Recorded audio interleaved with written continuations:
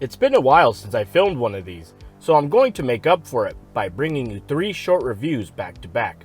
I recently got to catch up on some of the indie horror releases I've been meaning to watch, all of which I found to be enjoyable. But before I get into that, I have a very special announcement to make. The Gory Bits YouTube channel is now a part of the Fangoria community.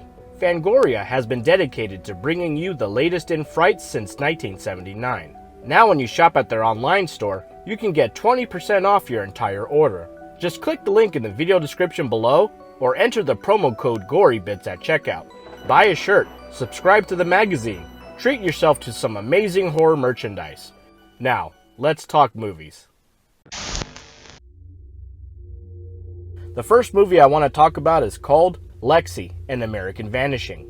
I saw this movie advertised on Instagram, so I decided to watch it for myself on Tubi. This is the newest film on this list, and I was pleasantly surprised with how much I enjoyed it. The film centers around the mysterious disappearance of a social media influencer named Lexi. It's ultimately a true crime documentary, combining surveillance footage, social media clips, and interviews from a group of talking heads. These elements are pieced together to try and explain what may have led to Lexi's disappearance. Was she haunted? Was it a crazed stalker? Or is Lexi making weird YouTube videos just to get attention? The film touches on the horrors of social media and internet fandom. There are scenes in Lexi ripped right out of the Paranormal Activity playbook, although I would argue that the film leans more true crime than supernatural horror. I can tell that this was made during the pandemic, and I think the filmmakers did an excellent job making it. I would even go as far as to say, this is the best pandemic-made horror film I've watched since Host. It's well acted, well edited, and does an incredible job with the unique premise. It's an eerie film that I do recommend watching. Up next we have Slasherette Party. Cheers! Might go ahead on my side piece. You can't keep treating Bree that way. This isn't the best man attitude I was expecting from you. You will fall in line. I caught this one on Tubi as well. Tubi is one of the best apps to watch horror movies on. You'll find all sorts of good indie horror movies on there too. I had an absolute blast watching Slashlorette Party. The all too familiar story is about a bride-to-be that gets a bachelorette party thrown by some of her friends in a cabin out in the middle of the woods. But hey, the guys are invited too. That only adds to the body count as a masked madman begins to pick them off one by one. Everything about this movie was right up my alley. The plot, the acting, the music, everything felt like an homage to 80s slasher films. It's funny, it's raunchy, and most importantly, it's bloody. The cast is great as well. You'll notice quite a few familiar faces in the movie. The acting is, well, acting. This is one of those horror movies where you can just shut off your brain, relax, and have a good time. And the music. Did I mention the music?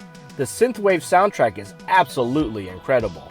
There's 2 other movies from this production company that have been on my watch list for some time now. Streets of Vengeance and Cinco de Mayo.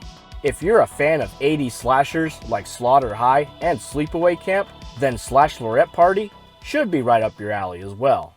Last but not least, I finally got to watch The Stylist.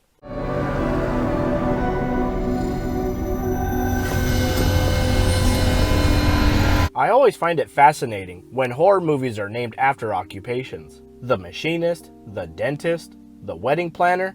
Working with the general public is scary enough. I'm just surprised it took this long for someone to make a horror movie called The Stylist. This is a full-length feature film based on the original short, which I highly recommend watching if you've never seen it before. The film is about a lonely hairstylist named Claire who becomes obsessed with the lives of her clients.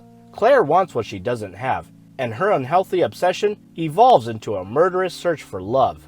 I've heard so many people rant and rave about this movie, especially after it got a physical release from Arrow Video. I thought this was a fantastic film. It's masterfully shot, edited, and has an incredible score. Najara Townsend, who also starred in the original short film, is fantastic in the lead. And Brea Grant, well, she's great in everything she's in. The Stylist is the quintessential Kansas City horror film that doesn't shy away from the horrors of loneliness. You as a viewer feel for Claire. You want her to succeed and make friends, even if it is hard to justify her violent bloodlust. The ending of the film might be a little easy to guess, but The Stylist does an incredible job of keeping the camera rolling where most other films would just freeze frame and finish.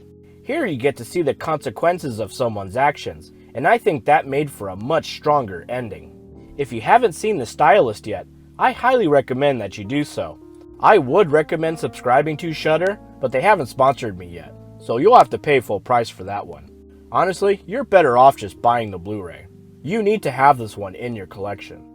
So that's going to be it for today's video. I'm thinking of doing more short form reviews like this in the future. That way I can squeeze out more recommendations for you. If you're interested in reading any long form written reviews, head on over to thehorrorrevolution.com. I'll see you next time.